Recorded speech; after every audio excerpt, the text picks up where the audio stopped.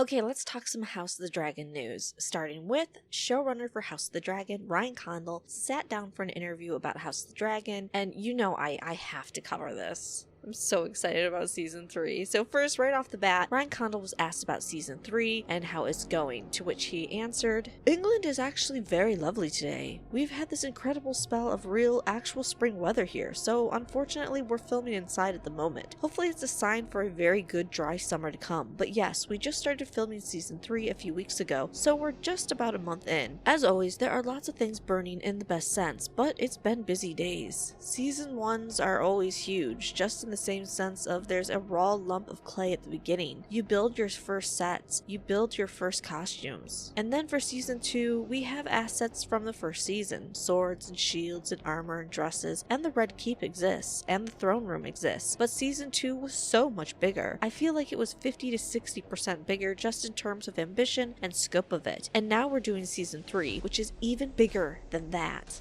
This is in line with the few interviews we've already gotten where they've promised something is happening in Season 3. Actually, two things at least are happening in Season 3 that are bigger than anything that's happened in Season 1 and Season 2. We've also been promised that they're doing something that's never been done in television history this season. But continuing speaking about Season 3, Ryan Condle was asked if the sea snake will look sexy in this coming season. Yeah, he was actually asked that. Will the sea snake look sexy in Season 3? And Ryan responded. He said, "He always looks sexy. I'm insanely jealous of him. He's such a tall and handsome man, but I think we have some real heroic moments for the sea snake this year, so sea snake fans should look forward to 2026. I think it's pretty obvious the sea snake's gonna have some really good scenes, as we saw at the end of Season 2. We have the naval battle about to begin, and Corlys is the one that is heading off on that. So the sea battle itself in the beginning of the season is just going to be crazy. But it gets better because Ryan promised us two huge moments. So those two huge moments I mentioned before,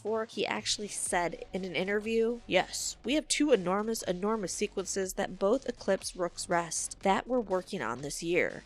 So for sure that naval battle is going to be one of them. I expect there to be an insane battle or two of dragons going nuts on each other, but the idea of it topping Rook's Rest has to be exciting. Well, at least exciting for me. Ryan also talked about the sea snake ship, now named the Queen That Never Was, and how it's actually a real set, and I think you've probably, if you follow the leaks, have seen behind the scenes the ship. So Ryan stated, "It's all completely real. That is the craziest thing that Jim has built so far. It is huge on screen, but it's so much bigger when you're standing there. Everything essentially was real for that, except for the sea, just off the end of the dry dock. The hull is all there, and you could walk around on deck and on and off the dock. That was just an incredible world. When Steve Toussaint walked on it, he had the reaction of, 'Even though I've been on House of the Dragon, this is the biggest thing I've ever seen.'"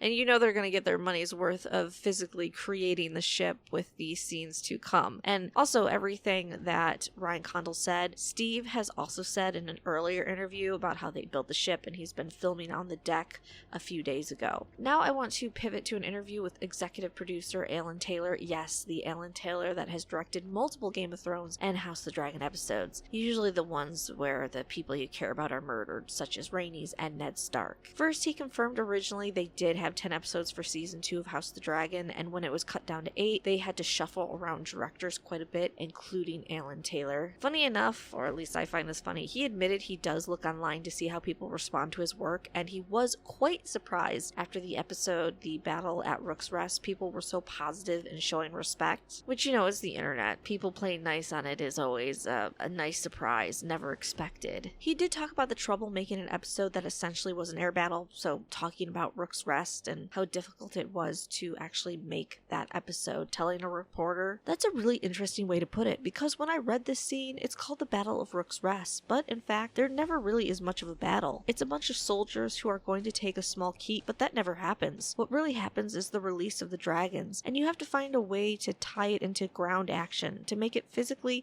tangible. Otherwise, even if there are really good visual effects, it just turns into an air show, and you detach from it. There's many things that I tried to build into it, like making sure we always shot the dragon action as you would in the real world, so that you don't have magic cameras that can go anywhere. The cameras are highly constrained, as though you're shooting from another dragon, watching the action, or shooting from a specific point of view. And this is why they had such a big call for extras and also individuals with missing limbs, because they wanted to shoot back to the ground to show the utter devastation the dragons were causing. Lastly, he made me a little nervous because he said he doesn't know how House of the Dragon will hold up in 20 years. I can't really see in 20 years how it wouldn't hold up, but maybe you can let me know in the comment section down below. Okay, so more House of the Dragon news is going to drop as filming continues, and of course I'll be posting lore videos, so like, subscribe, and come back for more.